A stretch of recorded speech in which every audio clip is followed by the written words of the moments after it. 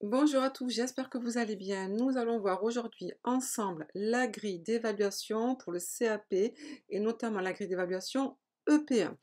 Cette vidéo va vous permettre, j'espère, de comprendre un petit peu ce qu'on attend de vous lors de l'épreuve EP1, les notes qui sont attribuées en fonction des notions de votre référentiel, les notions qu'il faut apprendre également pour le P1 et peut-être également comprendre enfin, on va dire, quel type de questions vont vous être posées, bien sûr, pour le soin ou pour l'activité. Donc, on va essayer de voir ça ensemble. J'ai partagé mon écran pour vous montrer vraiment la grille, c'est le but quand même.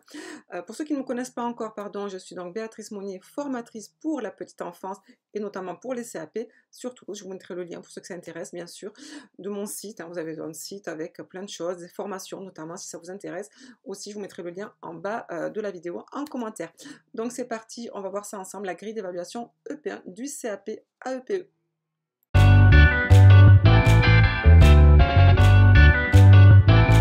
Voilà, hein, vite fait déjà une grille d'évaluation, donc je vous montre vite fait, hein, d'accord?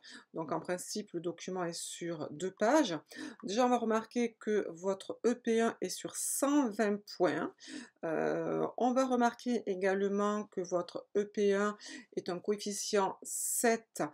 Attention, bien évidemment, si vous êtes un candidat libre.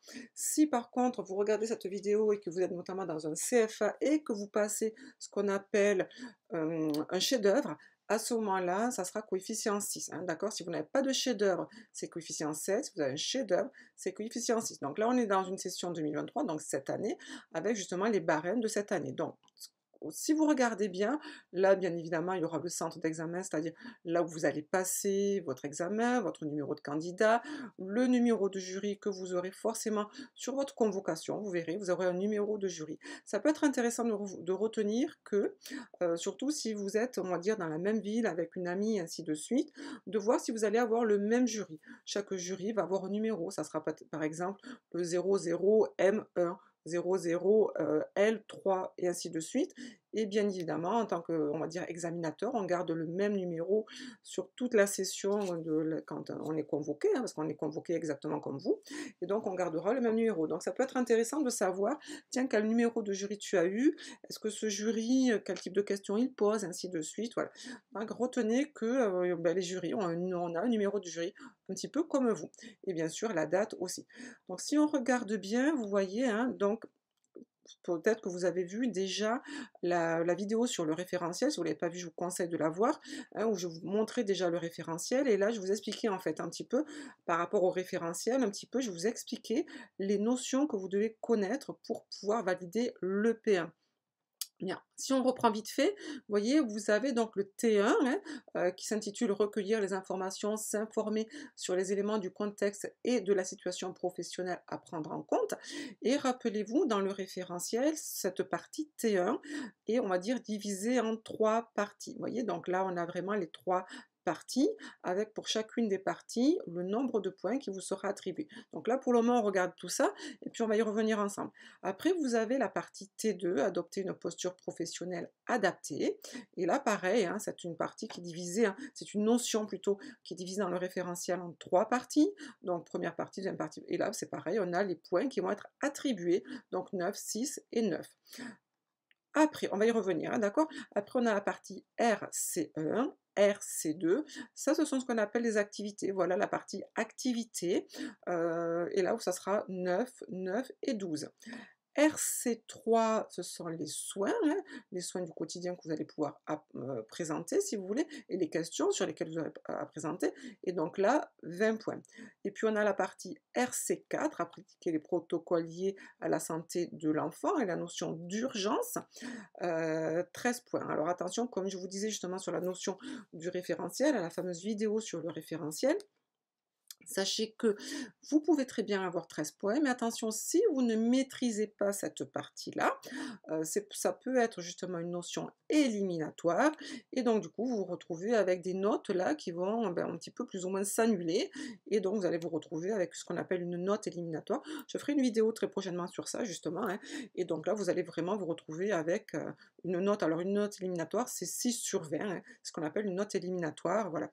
Donc, vous avez donc du coup, oui, on va regarder remarquer vite fait aussi, vous avez une partie qui est notée sur 12 points avec aptitude professionnelle décelée au cours de l'entretien. C'est ce qu'on appelle le savoir-être pour avoir donc du coup une note sur 120 points. Alors maintenant, on va essayer de reprendre un petit peu, point par point, pour voir un petit peu justement, hein, sur quoi vous allez être évalué, hein. Voilà la grille d'évaluation, critères d'évaluation. C'est ce qui va permettre à l'examinateur de vous évaluer et de vous mettre une grille. Déjà, ce que vous devez retenir, c'est que, l'examinateur est obligé, je dis bien obligé, ou plutôt les examinateurs, parce que vous allez en avoir 2. Les examinateurs sont obligés, vous voyez bien, hein, de vous poser des questions dans l'ensemble des matières. Pourquoi? Dans l'ensemble des notions plutôt. Pourquoi? Parce que, en fait, cette partie-là, si vous voulez, il est obligé de la remplir et il est obligé également de vous mettre une note. D'accord? Certaines, on va dire, grilles d'évaluation, selon les académies, hein, d'accord? Selon les académies, certaines grilles d'évaluation vont avoir, on va dire, cette partie-là, on va dire, uniformisée. Il n'y aura pas, si vous voulez, de tableau, il n'y aura pas les lignes qui vont séparer et donc ça sera, si vous voulez, une note globale pour le T1. Voilà, ça dépend, on va dire, sincèrement des académies, hein.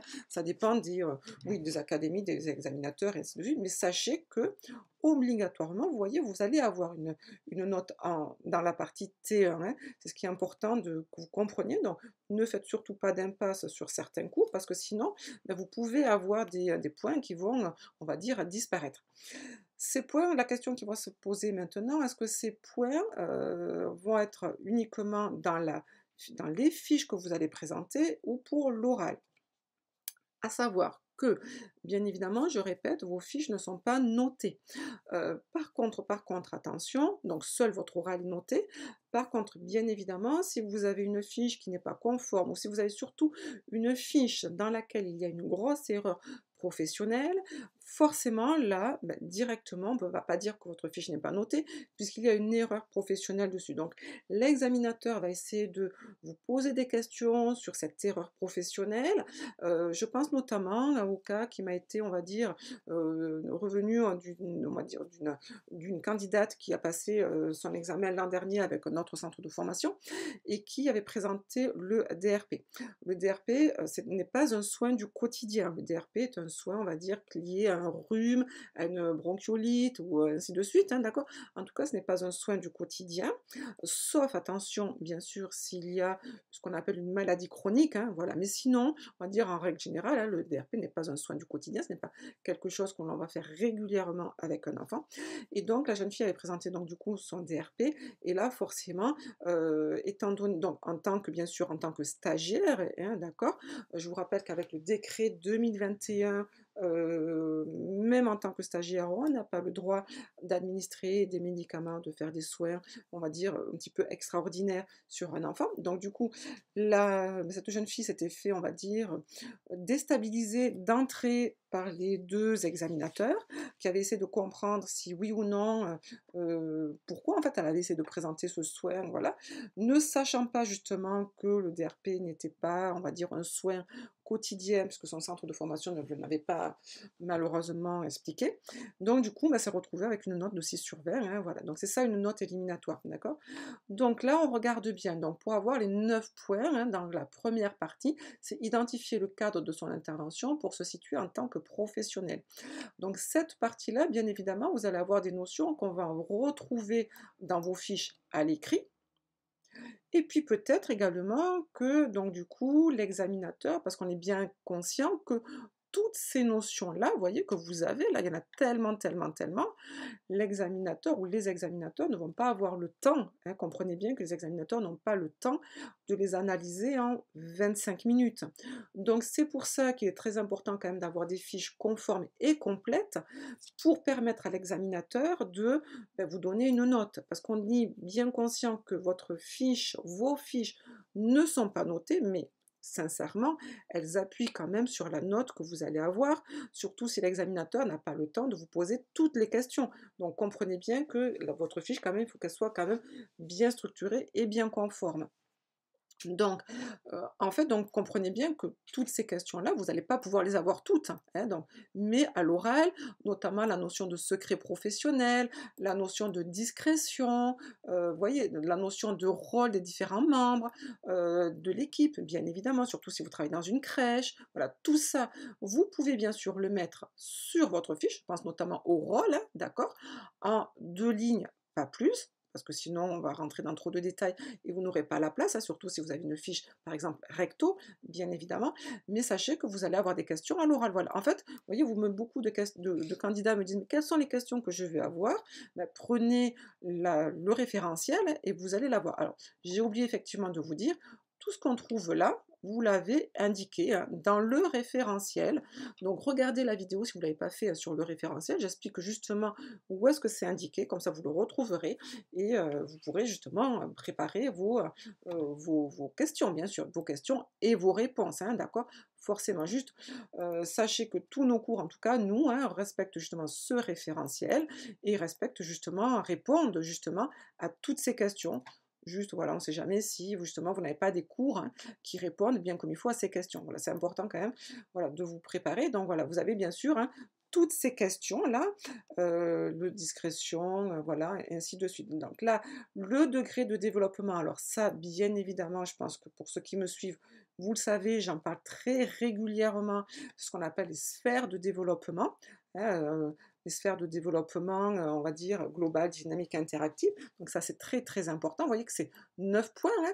Donc ça, vous allez forcément le marquer sur votre fiche. Et puis après, l'examinateur peut vous poser des questions un petit peu plus en détail hein, pour avoir un petit peu plus de précision. Mais vous voyez, ça sera plutôt des questions que vous allez avoir sur votre fiche si l'examinateur n'a pas le temps de vous les poser à l'oral. Prise en compte du contexte de l'information, de l'activité, traduction et interprétation correcte des instructions réglementaires et des protocoles. Ça, c'est une notion de protocole. Alors attention, ça peut être protocole d'hygiène, ça peut être protocole d'entretien des locaux, ça peut être protocole lors de la réglementation. Voilà, c'est vraiment en globalité, bien sûr. Hein. Et donc ça, c'est 3 points. Donc ça aussi, en principe, c'est essentiellement pour l'oral, mais on peut voir déjà aussi des petites informations sur votre fiche. Vous voyez, en fait, comprenez bien que votre fiche, elle va donner déjà plein d'informations et déjà peut vous rapporter plein de points si vraiment l'examinateur n'a pas le temps de vous poser toutes les questions à l'oral. C'est très important. Donc ça, vous voyez, donc là, vous avez donc le T1, c'est 9, 9 et 3 points.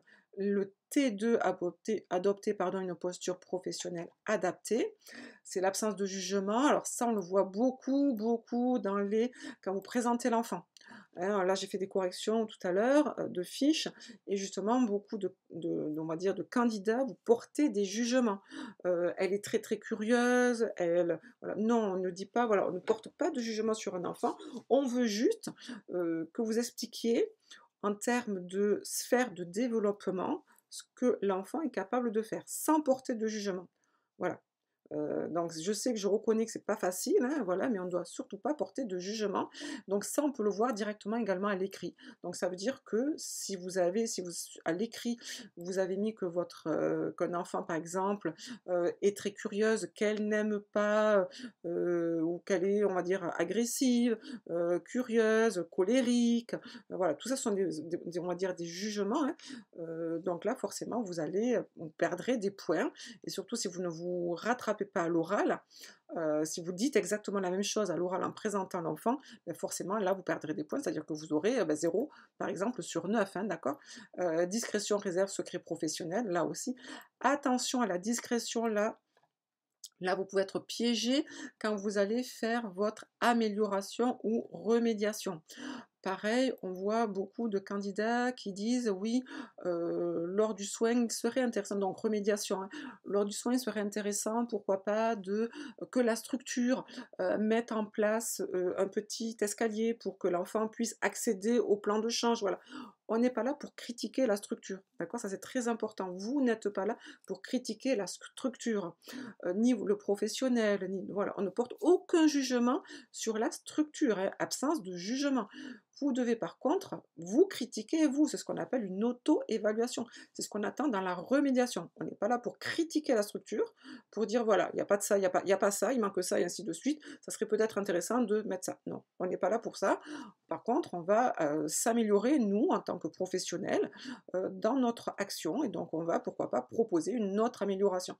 D'accord? Donc, c'est ça, hein, ce qu'on attend dans l'absence de jugement. Et donc, beaucoup de candidats, là, très souvent, ont des points, on va dire, un petit peu bas, parce que justement, il n'y a pas quoi. Que ce soit dans l'écrit, donc dans vos fiches, ou à l'oral. Repérer les dangers, identifier, ainsi de suite, prévention, la protection.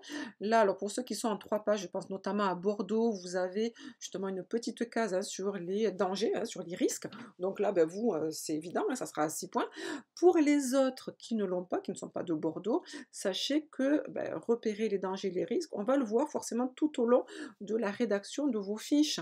Ça peut être notamment, si je prends l'exemple, si vous faites une, on va dire, peinture par exemple, hein, une activité peinture, mais que vous ne précisez pas dans la fiche que c'est une peinture au doigt, aux normes françaises, NF, et quand on vous pose des questions, vous ne connaissez pas les normes, on va dire notamment les chiffres, hein, de la norme, et ainsi de suite, pourquoi la peinture au doigt, qu'est-ce qu'elle a, qu'est-ce qu'elle garantit, et ainsi de suite, ça veut dire que vous ne connaissez pas les risques. Donc là, je suis partie sur la peinture au doigt, mais ça peut être également la même chose pour un produit, pour faire le change d'un enfant, pour un produit, pour faire le nettoyage, voilà, toutes ces notions, en fait, en gros, hein, si vous voulez, cette partie-là, danger, on va le voir tout au long de votre fiche. Et c'est ce que je vous disais l'autre jour quand on a fait le référentiel, hein, on va dire, hein, la petite vidéo sur le référentiel, c'est que dès qu'il y a une mise en danger de l'enfant, vous perdez des points. Ça peut être carrément ce qu'on appelle une élimination. Donc là, c'est pareil, vous pouvez carrément facilement avoir 0 sur 6. Donc faites bien attention, bien regarder que votre fiche, qu'elle soit à l'écrit, mais également que votre oral, à l'oral, vous sachiez repérer les dangers, hein, de l'activité, de la fiche, mais c'est également les dangers pour vous comme pour l'enfant. Attention, on ne parle pas que de l'enfant, on parle également de vous, de votre sécurité à vous aussi, bien évidemment. Là, pour avoir 9 points, on est toujours dans le T2, hein, c'est justifier son intervention, le contexte, prise en recul de ses comportements, attitudes, créer une solution proposée. Donc là, vous voyez bien, là on est dans la fameuse remédiation. Remédiation, justification de son intervention. Pourquoi avoir choisi ce soin? Pourquoi avoir choisi cette activité? Qu'est-ce que vous pourriez améliorer pour le soin, pour l'activité? Qu'est-ce qui était négatif? Qu'est-ce qui n'a pas allé? Attention, on va dire les candidats qui nous disent: «Beh, il y a rien de négatif, tout s'est bien passé», là, on n'a pas une attitude professionnelle. Même moi, en tant qu'avec 20 ans d'expérience, hein, dans l'enseignement, je me pose toujours, une fois que j'ai terminé mon cours: «Est-ce qu'il y a quelque chose que je peux améliorer?» Ça, c'est quelque chose qu'on fait, systématiquement quand on est un jeune formateur ou jeune, on va dire enseignant. On n'est jamais content de ce qu'on a fait, on veut toujours s'améliorer. Bon, en tout cas, si on est, on va dire, perfectionniste, un petit peu comme moi, même si la perfection, attention, c'est, un petit peu un défaut parce qu'on se remet toujours en question, mais c'est quand même important de toujours, toujours se remettre en question. On n'est pas parfait. Voilà, même après 20 ans d'enseignement, on n'est pas parfait. On peut toujours s'améliorer. Même là, la vidéo que je suis en train de faire, je pourrais effectivement l'améliorer, voilà. Donc en fait, attention, un bon professionnel, surtout vous qui débutez, hein, qui peut-être être stagiaire, ainsi de suite, dire que tout est parfait, bah alors là, c'est une faute professionnelle forcément. Donc il faut réfléchir. Qu'est-ce qu'on peut améliorer? Il y a plein de choses qu'on peut améliorer. Plein de choses, ça peut être au niveau de votre posture, ça peut être au niveau de votre communication avec l'enfant, ça peut être au niveau de l'organisation de votre plan de change, de l'organisation de votre activité, voilà.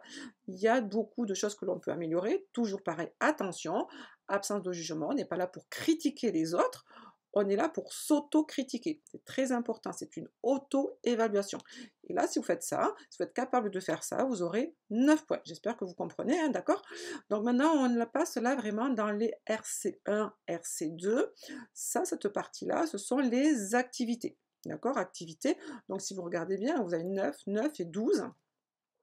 C'est le choix de l'activité. Donc là, voilà, là, regardez bien, parce que vous êtes très très nombreux à me contacter pour me dire, voilà, j'ai pris peinture, qu'est-ce que je vais avoir comme question sur la peinture, j'ai pris gommette, qu'est-ce que je vais avoir comme question sur les gommettes, j'ai pris... Voilà. Vous voyez bien, ben, lisez bien, hein, à aucun moment là, il y a marqué, ben voilà, pour la peinture, il y aura ça comme question. Non. Voilà. Là, en fait, ça va vous donner justement les indications de ce que vous pouvez avoir comme question sur le choix. Alors bien sûr, vous allez avoir peut-être une ou deux questions sur quel type de peinture avez-vous utilisé. Ça, c'est ce qu'on appelle la réglementation. Donc la réglementation, vous l'avez là, hein, dans la partie T1, hein, identifier les ressources et les contraintes de son intervention. Ça, c'est ce qu'on appelle, hein, la réglementation, hein, d'accord. Voilà, donc ça, bien évidemment, vous allez l'avoir là, hein, cette fameuse réglementation sur le choix du matériel éducatif. Vous voyez bien, hein, choix du mobilier et du matériel, voilà, ça c'est la réglementation. Pourquoi avoir choisi cette peinture? Quel type de pâte à modeler utilisez-vous? Par exemple, créer une ambiance adaptée au jeu libre et à l'expérimentation, c'est le local. Où est-ce que vous allez proposer l'activité? Pourquoi proposez-vous l'activité dans cet endroit? Pour les assistantes maternelles, beaucoup de questions qui peuvent être posées sur justement la disposition de votre lieu de vie, de votre espace de vie, là où les enfants vont vraiment bouger. Cet espace doit être en principe, on va dire, divisé en 3, 4 espaces bien précis. Donc, dans quel espace avez-vous fait l'activité? Pourquoi? Et ainsi de suite. Vous voyez, en fait, hein, prise en compte de la singularité, de la créativité de l'enfant. C'est-à-dire, est-ce que l'enfant est capable, l'enfant que vous avez choisi, est-ce qu'il est capable de participer, oui ou non, à l'activité? Vous voyez bien qu'on est dans, attention, hein, enfant, autonomie de l'enfant. Et ça, c'est très important aussi, parce qu'il y a beaucoup, beaucoup de candidats qui présentent des activités et on a plus l'impression que ce sont les professionnels qui font l'activité que l'enfant.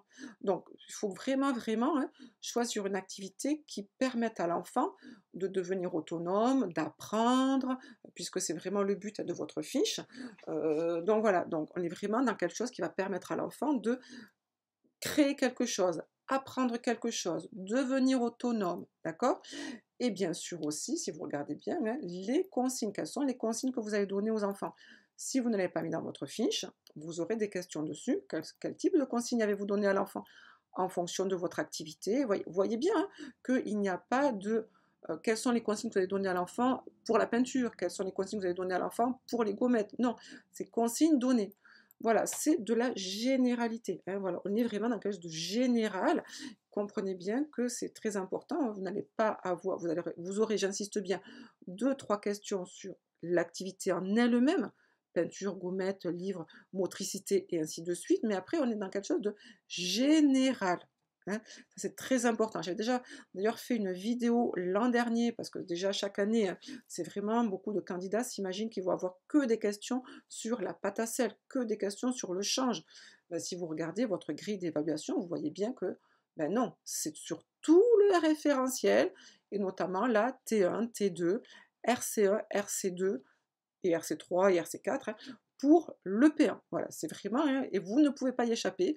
Vous allez forcément avoir des questions dessus, puisque je répète, l'examinateur, il est obligé de remplir ces petites parties, c'est obligé. Donc là, pour 12 points, respect de la créativité, de la liberté du choix de l'enfant, c'est-à-dire on va plutôt utiliser le vocabulaire je propose. Je propose à l'enfant de faire ça, l'enfant est libre de choisir ou pas. C'est très important aussi, formulation claire et adaptée des consignes et des règles. Là aussi, consignes et des règles. Alors ça aussi, vous voyez, pour ceux qui sont avec moi quand on fait des ateliers, hein, on l'a vu, cette grille d'évaluation, je vous l'ai déjà dit, vous savez effectivement que maintenant, on est dans une question de positivité, on va essayer d'éviter les phrases négatives, ainsi de suite. Mais il faut quand même que l'enfant comprenne bien comme il faut les consignes, hein. Donc, en fonction de son âge, si l'enfant est capable de comprendre une consigne négative, et notamment le non, on ne va pas hésiter, hein, de dire, voilà, ben, on ne met pas la peinture à la bouche, ou sinon on va lui dire, ben, la peinture, on va la déposer, on va la mettre sur la feuille. La peinture, c'est sur la feuille, et on accompagne du coup le verbe par une action en montrant du doigt la feuille. Il faut vraiment que les consignes soient claires.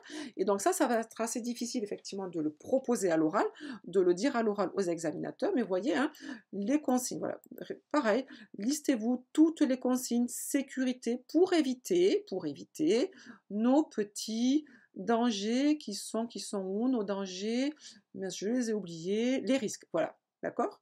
C'est-à-dire que ça, en fait, en gros, hein, ça va aller effectivement avec effectivement les consignes. Vous voyez que tout va s'imbriquer, hein. Vous voyez bien que vraiment tout va s'imbriquer. Attitude de soutien et d'entrave, là pareil, beaucoup dans vos fiches, quand je fais des corrections de vos fiches, on ne voit pas assez. Je sollicite l'enfant, je le félicite, je l'encourage. Voilà, ça on ne le voit pas assez, franchement. Donc n'hésitez pas, on est là pour vraiment encourager l'enfant. C'est votre rôle, c'est vraiment votre rôle. Intervention en fonction du déroulement. Intervention, bien sûr, vous allez intervenir. Voilà, il faut, là aussi, on ne voit pas assez, des fois, beaucoup de fiches. Vous présentez juste le déroulement chronologique. Ben, l'enfant, il fait ça, fait ça, fait ça, fait ça, fait ça. On ne voit pas du tout votre rôle. Vous devez forcément intervenir. Je vous rappelle que dans votre fiche, à l'oral, vous devez mener l'enfant vers ses découvertes et apprentissages pour avoir les 12 points. Donc, si vous n'intervenez pas, comment voulez-vous que l'enfant il découvre et il apprenne quelque chose. Donc, il faut forcément intervenir. D'accord? Et bien sûr, cette notion de rangement du matériel, signalement du matériel défectueux s'il y a, pourquoi pas, dans la transmission, et ainsi de suite. Bien sûr, vous voyez, en fait, tout ça, hein, si vous avez déjà fait vos fiches, on va dire, activités, vous retrouvez peut-être un petit peu des éléments de vos fiches. Et bien sûr, vous pouvez être, hein, je dis bien, vous pouvez être on va dire, questionner dessus à l'oral, surtout si vous avez oublié de le préciser lors des 5 premières minutes de l'oral. RC3, c'est pour, on va dire, les soins. Hein, d'accord, donc là on est sur 20 points pour les soins, et d'ailleurs là vous avez justement les soins que l'on peut proposer. Soins à l'hygiène corporelle, confort, les soins liés à l'alimentation, pardon, liés à l'élimination et les soins liés au sommeil. Voilà les types de soins que l'on peut proposer, d'accord? Et puis là, vous avez quoi? Sur quoi vous allez être noté? Vous allez être noté sur le respect du développement de l'enfant, sur le psychologique, affectif et ainsi de suite, sur la relation privilégiée et sécurisante avec l'enfant, hein. Si vous faites un soin, par exemple un change notamment, bien dire je veille à sa sécurité, j'ai en permanence une main sur l'enfant, je ne le quitte jamais du regard, et ainsi de suite, bien évidemment. Prise en compte du bien-être de l'enfant, si vous faites un change, je le mets sur le côté, j'évite de lui lever les jambes, je vérifie à ce que l'eau ne soit pas trop chaude, par exemple, ou trop froide, par exemple, vous voyez, hein, on est là, on est là. Relation favoriser le développement et l'autonomie, parce qu'on doit mener l'enfant vers l'autonomie. On va participer à ce qu'on appelle la pédagogie active, si l'enfant est capable de se lever, de se coucher sur le plan de change, s'il est capable d'enlever ses chaussettes. Voilà, hein, voyez. En fait, vous voyez bien, hein, là, voilà, vous avez les éléments de notation. Ça peut vous donner voilà, la notion, bien sûr, de respect, le protocole. C'est important, notamment pour le change, avec du plus propre au plus sale, mais ça sera valable pour l'ensemble des protocoles, bien évidemment. Ah oui, vous voyez? Donc ça, c'est 20 points. Les fameux protocoles liés à la santé de l'enfant, là c'est quoi? C'est les transmissions, notamment en cas d'urgence, c'est les règles éthiques, bon, ok, transmission d'informations préoccupantes, l'IP, en cas de maltraitance, que faire en cas d'urgence? Vous aurez obligatoirement une mise en situation d'urgence, c'est obligatoire, donc vous l'aurez. Ça, ça ne rentre pas à l'écrit, hein, dans vos fiches, puisque situation d'urgence, vous n'allez pas mettre, voilà, sur vos fiches, si l'enfant tombe, mais non, ça forcément. Donc ça, c'est uniquement pour l'oral, c'est-à-dire ces 13 points-là, c'est uniquement pour les questions que vous aurez après, pendant les 20-25 minutes des questions que les examinateurs vont vous poser. Donc ça sera bien sûr en fonction du soin ou en fonction de l'activité que vous aurez prise. L'enfant qui met la peinture à la bouche, l'enfant qui met la pâte à sel à la bouche, l'enfant qui met une gommette à la bouche, l'enfant qui se dispute avec un autre enfant, l'enfant qui vomit pendant l'activité, l'enfant qui saigne du nez pendant l'activité, voilà, il y a plein de choses. L'enfant qui déclenche une allergie pendant l'activité ou pendant le repas. Qu'est-ce qu'on fait? Voilà la notion de PAI, vous voyez? Et donc 13 points. Et là, voilà, donc là, on est ça, c'est du savoir, ça, c'est, on va dire, vos cours, hein, tout ça, c'est vraiment vos cours. Et vous allez avoir 12 points, 12 points pour, alors là, en principe, il faudrait absolument que vous ayez au moins ces 12 points quand même, hein, d'accord? Qualité d'écoute et de reformulation, c'est-à-dire est-ce que vous êtes capable d'écouter et de répondre à la question qui vous a été posée? Là, je vais être honnête, beaucoup de candidats sont un petit peu comme les hommes politiques, hein, répondent à côté. Alors on leur pose une question, ils répondent à côté. Donc faites bien attention à la question qu'on vous pose, hein, voilà, c'est très important. Il faut savoir là y répondre. On vous pose une question, on ne répond pas à côté. Donc on fait bien attention à tous les mots, tous les verbes de la question. Bien sûr, on ne passe pas 3 heures ou on va dire, plutôt quelques secondes à comprendre. Il faut répondre assez vite, mais on fait bien attention. Donc ça, c'est une habitude que vous devez prendre, hein. Entraînez-vous à bien, répondre à la question qui vous a été posée. Maîtrise de soi, attitude respectueuse et courtoise. Pourquoi? Parce que si vous me suivez, je vous l'ai déjà dit, vous allez être forcément déstabilisé, par une mise en situation d'urgence, par un examinateur qui vous dit: «Mais vous êtes sûr de ça? Est-ce que c'est sûr? Non, moi je pense pas». Voilà, donc déstabilisation, donc il va falloir vraiment garder son calme et être sûr de soi. Posture adaptée, c'est le dos droit, c'est votre tenue vestimentaire, le regard, sourire, voilà, toute votre posture, hein, pas trop, alors j'ai fait une vidéo aussi dessus, allez la voir sur justement comment s'habiller, comment se tenir lors de l'oral. Langage et vocabulaire professionnel, ça c'est très important, vous perdrez des points. Si vous n'utilisez pas un vocabulaire professionnel adéquat, je donne un exemple, alors je donne toujours cet exemple, mais au moins ça rentrera peut-être. Lors du change notamment, quand vous allez présenter l'enfant, hein, par exemple là, dans la présentation de l'enfant, si vous dites que l'enfant est propre, ça ne veut rien dire. Un enfant qui est propre, ça ne veut rien dire. Par contre, un enfant qui maîtrise le contrôle des sphincters, là on comprend. Vous voyez, en fait, en gros, c'est ça du vocabulaire professionnel. On ne dit pas l'enfant est propre, parce que ça sous-entendrait qu'il y a des enfants sales. Donc non, par contre, un enfant qui maîtrise le contrôle des sphincters, ok, là on comprend. Donc j'espère que vous avez compris, hein, d'accord. Et voilà donc à quoi correspond une grille d'évaluation. Donc j'espère que cette petite vidéo vous a plu, j'espère que vous avez compris surtout en fait quelles sont les plus ou moins les questions qui vont vous être posées. Bien évidemment, ça va dépendre bien sûr de votre soin, ça va dépendre de votre attitude, ça va dépendre de plein de choses, à ce qu'on appelle également les messages subliminaux que vous allez dire ou ne pas dire, justement. Donc voilà, tout va dépendre, mais voilà, au moins vous avez une petite idée, on va dire, bah, de ce qui va vous attendre, j'espère. N'hésitez pas également, nous avons mis en place justement exprès des formations en 3 heures et demie pour préparer l'oral EP1. Je mettrai le lien pour ceux que ça intéresse. Attention, par contre, c'est, on va dire, des formations individuelles, donc les places sont un petit peu limitées. Ça va bien sûr être là de mois de mars 2023 au mois de mai 2023. Si vous regardez cette vidéo un petit peu plus tard, chaque année, on les remet en place. Donc, n'hésitez pas à aller vous voir sur notre site. Je vous dis à très très bientôt. N'hésitez surtout pas à vous abonner, à mettre un pouce en haut et ainsi de suite, à partager et à nous soutenir. À très bientôt. Au revoir.